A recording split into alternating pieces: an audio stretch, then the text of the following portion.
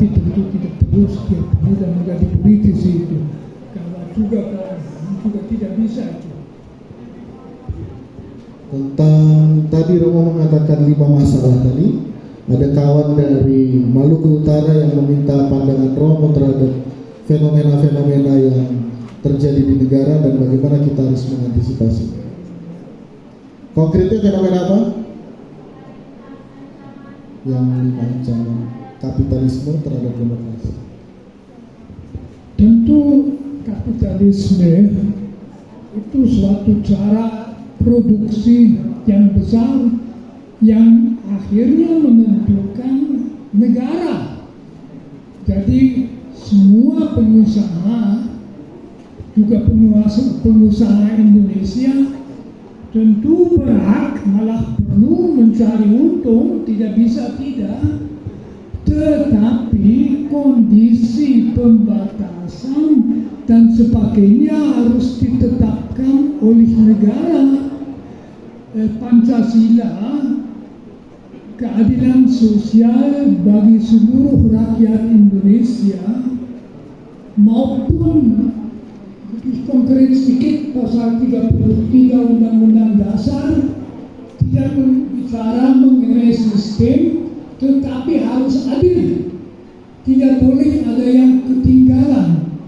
Nah, kalau sesudah Uni Soviet ambruk, komunisme jelas sebagai sistem ekonomi gagal total, kegiatan mereka ketinggalan, itu dipakai sebagai pembenaran. Neoliberalisme mengatakan bebaskan saja, pasar saja, tetapi pasar itu tidak menampung mereka yang kalah di dalam persaingan. Jadi masyarakat sendiri tidak boleh mengizinkan ekonomi hanya ditentukan oleh pasar. Pajak saja dipakai untuk misalnya bantuan sosial, tapi kondisi kerja, upah minimum, pengupahan hari libur, itu hal-hal yang misalnya di negara-negara Skandinavia, juga di Jerman, persis diambil oleh itu negara, tidak bertanya apa perusahaan mengatakan ada biaya.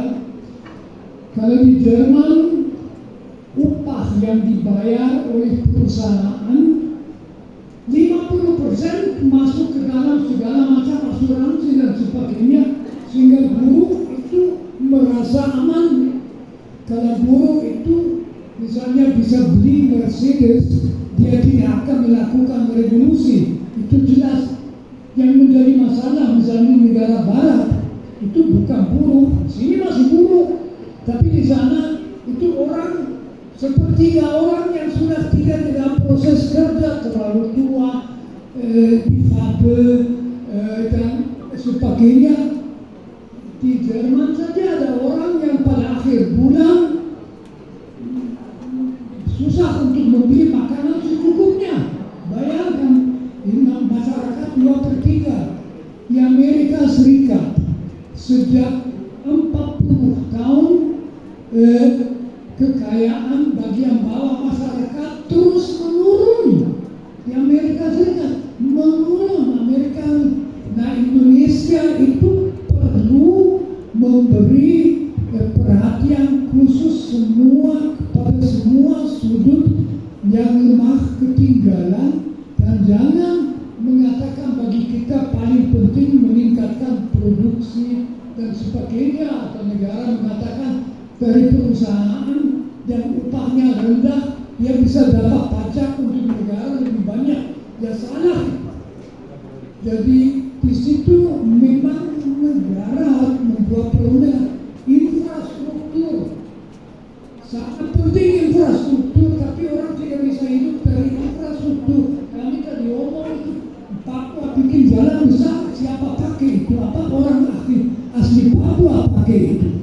Yang pakai itu ya orang pendatang dan punya duit banyak, dan mungkin lalu bisa membabat hutang, dan membabat hutang meningkatkan pendapatan negara, tetapi merusak alam dan tidak meningkatkan pendapat sama sekali dari orang-orang asli Papua. Maka terjadi hal seperti itu. Dan itu dari negara kita dituntut